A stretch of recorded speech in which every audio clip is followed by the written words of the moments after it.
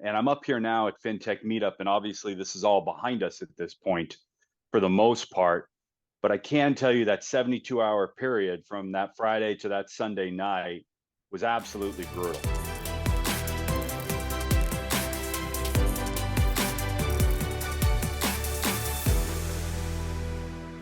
I want to introduce everybody to Chief Revenue Officer at CU 2.0, as well as the Chair of South Bay Credit Union, Chris Otey. Welcome. Thank you, Sarah. Good to see you. How are you? I'm good. How are you? I'm at Fintech Meetup, and the Silicon Valley Bank problem and the Signature Bank problem is a hot topic here. Oh, I am absolutely Go sure. figure. Yeah. And you mentioned, you guys serve a lot of fintechs, CU 2.0. Talk a little bit about that, and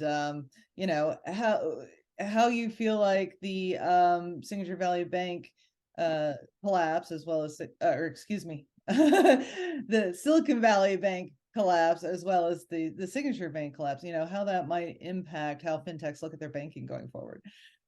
Yeah, it's an interesting question, and I'm up here now at Fintech Meetup, and obviously this is all behind us at this point for the most part.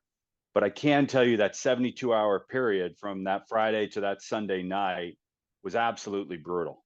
So for those of you that know me, right, I've got little kids and I coach their soccer teams, and I'm coaching two teams, and I'm the chairman of the board at South Bay Credit Union. I've got CU 2.0, and I travel 100,000 miles a year. I did not need 72 hours on a weekend taken up with talk about the collapse of the two banks. And the problem we encountered at CU2 is we immediately, because I work with Kirk Drake, and God forbid we don't look at the data for everything, Kirk immediately went to our QuickBooks account and figured out how many of our 40-some fintechs pay us from Silicon Valley Bank. And it turns out there were more than we were comfortable with, that we were getting paid directly from Silicon Valley Bank. So we had that problem to deal with, and we had quantified that problem. We knew which ones they were. So we divvied up the list, and we got on the phone and we started talking to them. And of course, they had more questions than answers because they're fintechs, right? So like if you take a look at my friend Mart Voss from a company called Echo Investments. It's a startup. They do a robo investing white label platform for credit unions. He's got a few clients. He had a bank account at Silicon Valley Bank because that's where his VC firm referred him to. Mm-hmm. And if you're Mart and you need to open a bank account and you're doing a startup, the financial soundness of the financial institution that you are opening your account up at, that doesn't even come into your thought process at all. You're like, oh, I need an account. Silicon Valley Bank banks thousands of fintechs. I'll just open mine there. So lo and behold, last Wednesday, Mart starts getting text messages, emails, phone calls from his investors saying, hey, you might want to take your money out of Silicon Valley Bank. Now, Mart's got problems with development. Mart's got problems with distribution. Mart's got problems with selling. Mart's got problems. He's got a lot of things on his plate. Worrying about where his money's held was not high on his list of things that he was going to have to deal with it. So he's one of the lucky ones who moved his money out real quick.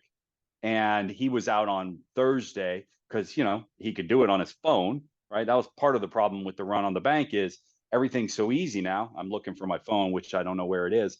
But if I had my phone, I would hold it up here and say, that's part of the problem is it's so easy to move money now. And that's what happened. It was a Twitter-fueled run on the bank. And you couple that with the ease of use and transferring money, like we've all been touting for years. Let's make it easier for the consumer, in this case, the business, to move money. Well, congratulations, we did it. And it created a run on SVB. Yeah, not a comfortable place to be in. And of course, it's one of the first times, if not the first time, basically, like you said, Twitter and the tight-knit community of fintechs kind of precipitated. Oh, yeah. I'd love to see the stats from Twitter and Slack and all the other communication tools that the fintechs are using. I'd love to see the stats on how hot of a topic that was.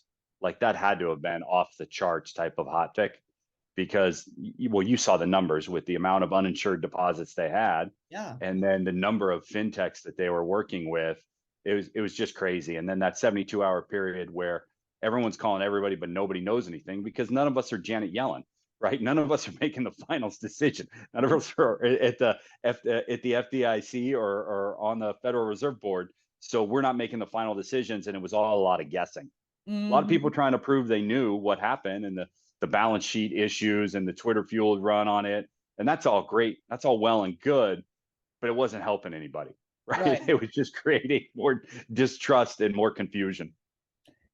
Well, and I think too, as a board member at a credit union, very different situation than Silicon Valley Bank. But as a board member, the kind of oversight that seemed to be missing, the governance that seemed to be Yeah. missing there, it's kind of astounding, in that the regulators didn't pick up on it either. Because there's been a lot of Monday morning quarterbacking about it, but a lot of the investing long and lending short, is just kind of anti-bank 101 is kind of what I'm getting from. Yeah.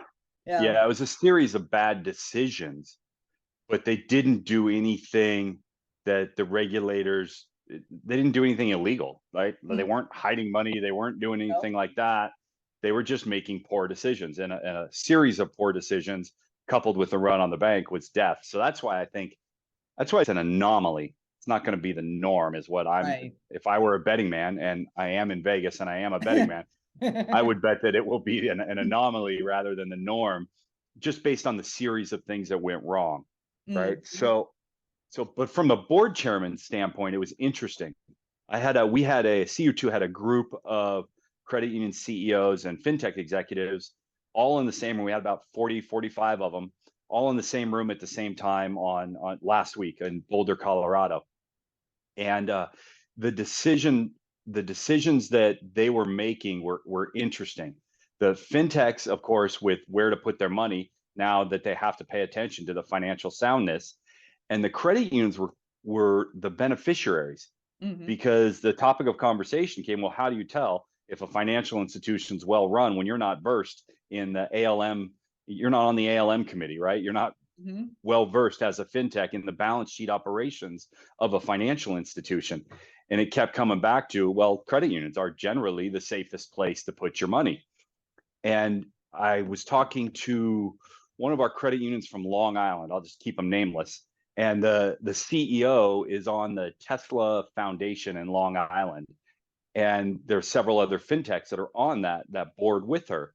So they asked her, "Hey, where should we put our money now?" And she's like, "Oh, well, you can bring them to my credit union, XYZ credit union." Right. So she's gonna single-handedly solve her liquidity issue with those deposits, which is fantastic. And more of the fintechs in the room were like, "Oh, well, can we join credit unions?" I'm like, oh my God, am I so bad at my job that I didn't explain to the fintechs that they could join credit unions? It's eye-opening for me. I didn't realize how bad I am at my job, but I probably should have explained to them as 101 when we onboard as clients that, yeah, you should probably open an account at Rogue Credit Union, where CU2 banks, right? That's our credit union that we use. And all of our fintechs can do that. And there's plenty of credit unions out there that have a commercial account processing department or group that can handle it for fintech. So I think if we play our cards right, it can be, as an industry, it can be an opportunity. For the deposits, for sure. One of the things that somebody mentioned on LinkedIn, from within the credit union community is, well, yes, they had this concentration in fintechs, but who else was lending to them? So on the lending side, I think credit unions, tend to be more conservative, and they aren't chasing those, the quarterly returns. They're looking for longer term, looking longer term in their balance sheet, as you mentioned. So, how do we get credit unions more comfortable with doing the kind of work, mitigating the risk, and Yeah. doing, so that we don't have something like a Silicon Valley Bank again, where we can distribute the risk among multiple financial institutions that are better equipped maybe at mitigating it. Yeah, and I think the community banks and the big banks have done a good job over the years of convincing us as an industry how hard it is to do commercial lending, right? And how you need to hire geniuses, and it's going to cost you more than you're going to make from it, and doing it, it's too difficult. And you add those things in with the cap, and you got a lot of credit unions that don't do it because they just don't want to deal with the headaches and things like that. And yes, I agree, it's not for every credit union, right? Like at South Bay, we tried to get into commercial lending and they were right. It turns out we were not qualified to do that, right? It wasn't our skill set. But for a lot of credit unions, it is their skill set and they can do it. And I think you'll see more and more jumping into it. Yeah, that'll be a good thing too, because then it actually diversifies a lot of credit unions away from just consumer lending. Nothing wrong with consumer lending, but Nothing wrong with consumer lending, but diversification, everything right about diversification. Which is exactly what we learned. And and with the commercial lending and commercial services in general, you're going to have better return on your investment, even though it is expensive from what I understand to get it rolling. And which is why a lot of these credit unions are buying banks, is to buy their commercial not a bad way to jump into expertise. Sure, have the resources to do it, a great way to do it. And so, and then you're earning money from day one on all these. Yeah. Funny how that happens when you just buy an existing business. So the other thing I wanted to bring up from a credit union perspective, right? Because I wear two hats. And from the chairman of the board perspective at South Bay Credit Union, we had a decision to make about, I guess, multiple decisions, right? Do we communicate something to our membership? And if so, what do we communicate to our membership? And that seemed to be a theme amongst the credit unions I was with last week. Like I said, there were probably about 20, 22 credit unions in the room, and they all had different opinions on it. Some of them had already communicated with their membership and put the letter out: safety, soundness, credit union ethos, all that good stuff. And some of them had done what we did, where we created it and we wrote it, we just didn't hit send. So it was ready to go if we needed it to go, but we didn't actually end up sending it. And I'm not sure which way was best. I'd be curious if your viewers have any thoughts on that they can put in the notes below. To understand who did what. It's good to have an in case of emergency plan, right? In case of emergency, break glass. So you get a run on the bank, break the glass. Here's what you do. Here's the plan. You get accused of some misdeed. All right, here's the plan. But I didn't think I'd have to have an emergency plan for Silicon Valley Bank failure, right? Totally different than South Bay Credit Union. Right. And well, I think too, because you're talking about communication, and of course, that's very important during a crisis. And it's true. Like, if you put it out there in the universe, when your members aren't even thinking about it, might they start thinking about it because you put the message out there? I mean, that's one of the things. That's what I was worried about. Yep. One of the things with, we were talking earlier about, Janet Yellen coming out, and the president, and like everybody and their mother from the federal government saying, you're covered, we're good. Are they creating more crisis than might otherwise have been? Because, oh my God, the president's paying attention to this. Maybe we should be paying attention to it now. And I think over communicating is always better than under communicating. I agree. In anything, right? I'd rather just have people know the truth, get it out there. Here's what happened. Here's why it's irrelevant to us and our situation here, and go with that. But every credit union is going to be different and have different opinions. And I get that. It's a big world. There's a lot of opinions. I'm not saying mine's the right way, but it's good to be thinking about it and having the conversation. Yep. Opinions are like elbows. Yep. Everybody's got one. So one of the things I was going to also ask you about, as far as, again, being a credit union board member and working in the fintechs too, I suppose, when the government comes and rescues all these depositors, and I feel badly for some of the depositors who could have lost some significant amounts of money, but 88% of their deposits were not insured. As opposed to the credit union market, which I just saw or heard some data, 91% are insured, but okay. But when the government comes out and does things like this, which they did during the housing crisis and Lehman Brothers, all that, which apparently the Lehman Brothers chief operating officer was also an executive at Silicon Valley Bank too, which I thought was interesting. But what is the moral hazard that's being created when, to your point earlier, the fintechs, the VCs who are investing in these big banks are looking for their quick return.